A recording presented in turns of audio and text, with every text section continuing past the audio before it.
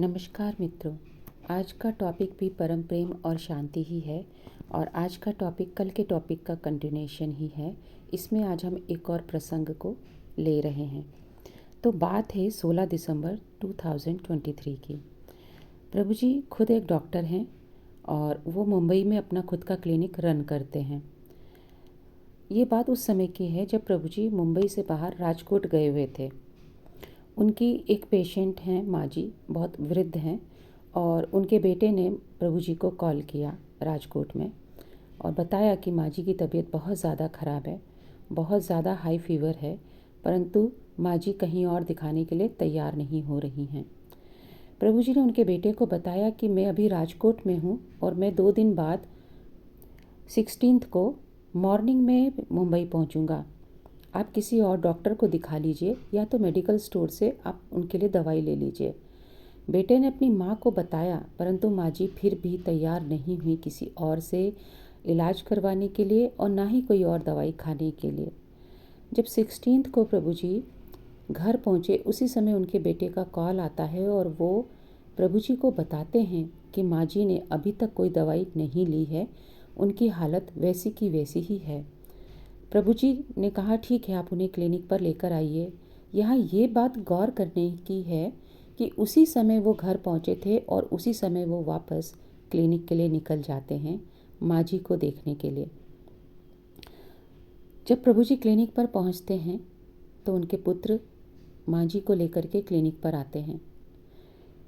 प्रभु जी माँ जी की तरफ प्रेम भरी दृष्टि से देखते हैं और उनका टेम्परेचर चेक करते हैं। उनके सिर पर एक आशीर्वाद भरा हाथ रखते हैं। बस इतनी सी ही क्रिया, इतने में ही माँ जी की आंखों से अश्रुओं की धारा बहने लगती है और माँ जी का मन जो बहुत अशांत हुआ पड़ा था वो अचानक ही शांत होना शुरू हो जाता है।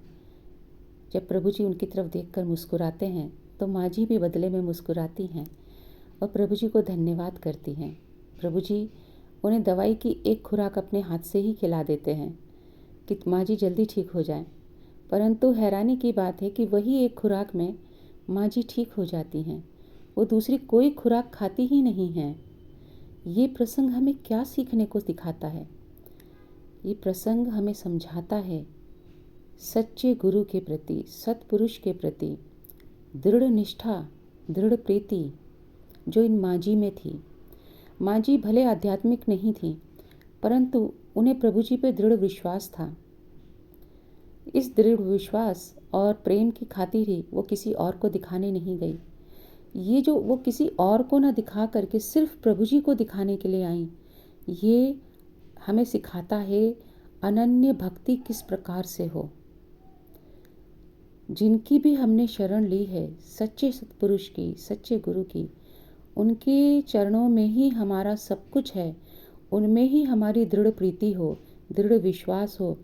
अन्य सभी का हम सम्मान करें, परंतु पूरी तरह से समर्पण अपने सच्चे गुरु को करें। ये प्रसंग हमें बहुत सारी शिक्षाएं देता है। माँ जी ने प्रभु जी पे अपना दृढ़ विश्वास दिखाया, दृढ़ प्रीति दिखाई और ये उनके दृढ़ समर्पण का भी प्रसंग है। तो ये प्रसंग के हम साक्षी बने, इसके लिए हम हृदय से परम पिता परमात्मा को, प्रभु जी को धन्यवाद करते हैं। और आज इस वीडियो के माध्यम से आप सब भी इसके साक्षी बने हैं, तो हृदय से आभार है आप सभी का इस वीडियो को सुनने के लिए। तो ये जो छोटे छोटे प्रसंग हैं दोस्तों, ये प्रसंग हमें बहुत सारी शिक्षाएं देते हैं। सत्पुरुष किस प्रकार के होते हैं? तो सत्पुरुष कभी भी स्वयं के बारे में नहीं सोचते। उन्होंने मनुष्य शरीर धारण जरूर किया होता है, परंतु उस शरीर को उन्होंने परमात्मा को अर्पण किया होता है और वो उस शरीर की ज़रा भी फिक्र नहीं करते। वो हमेशा गुरु भाव में तो कभी रहते ही नहीं, वो हमेशा दास भाव में रहते हैं कि मैं तो सेवक हूँ और सेवा कर रहा हूँ। प्रभु जी के भीतर भी यह भाव बड़ी उच्चतम स्तर पर है और ये प्रसंग हमें इस बात की प्रतीति भी कराता है। तो आज के लिए बस इतना ही, फिर मिलती हूँ नेक्स्ट वीडियो में। तब तक के लिए धन्यवाद।